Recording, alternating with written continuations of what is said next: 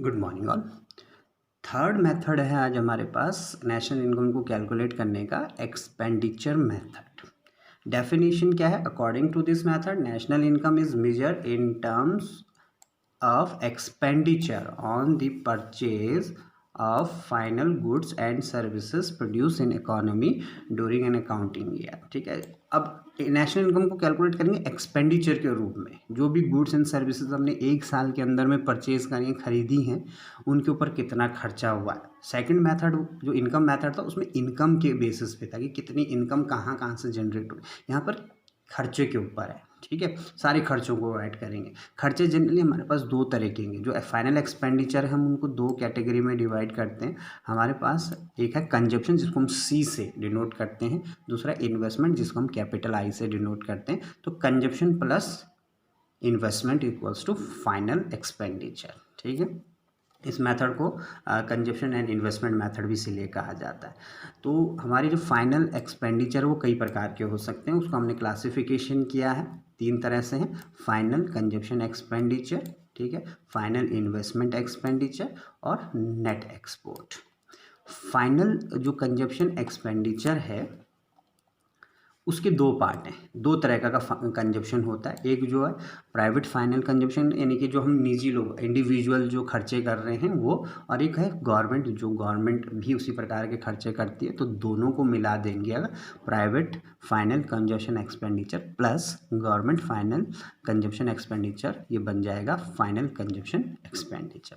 दूसरा है final investment expenditure. ठीक है, फाइनल, इसके भी दो पार्ट हैं, एक है फिक्स इन्वेस्टमेंट और दूसरा है inventory investment.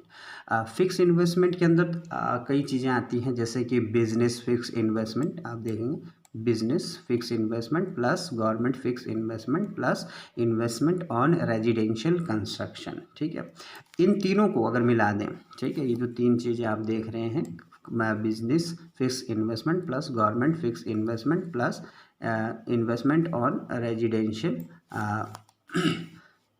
Investment on residential construction, इनको कंबाइनली क्या कहा जाता है? Gross domestic fixed capital formation.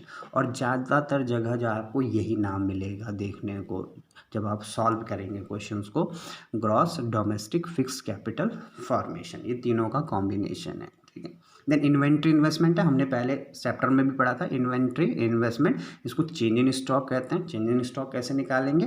Closing stock में से ओपनिंग स्टॉक को माइनस कर देंगे। इन्वेंट्री स्टॉक इसको कहते हैं, चेंज इन स्टॉक भी कहते हैं, डेल स्टॉक भी कहते हैं। नेट एक्सपोर्ट क्या है? It is the excess of, देखिएगा, it is the excess of export of goods and services over import of the goods and services in an economy. ठीक है, यानी जनरली डिफरेंस है एक्सपोर्ट एंड इम्पोर्ट का।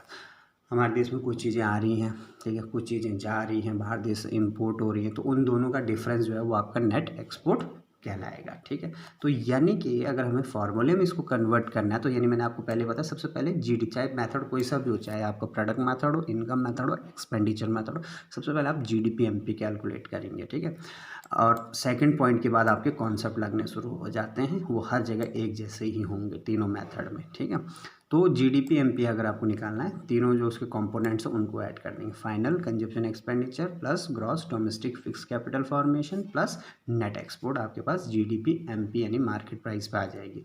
अब अगर हम इस ग्रॉस के में से डेप्रिसिएशन यानी कि कॉन्सेप्ट जो है डेप्रिसिएशन का लगाएंगे, वो माइनस कर देंगे तो नेट वैल्यू आपके पास आ जाएगी।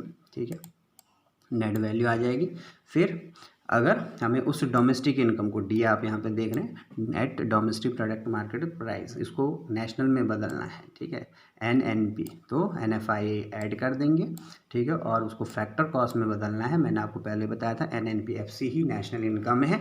ठीक है, उसमें से एनआईटी माइनस कर देंगे, मार्केट प्राइस में से एनआईटी माइनस कर देंगे, फैक्टर कॉस्ट में बदल जाएगा। ठीक है, तो ये चार फॉर्मूले आपके पास हैं जिनसे आप एक्सपेंडिचर मेथड से इसको कैलकुलेट कर सकते हैं।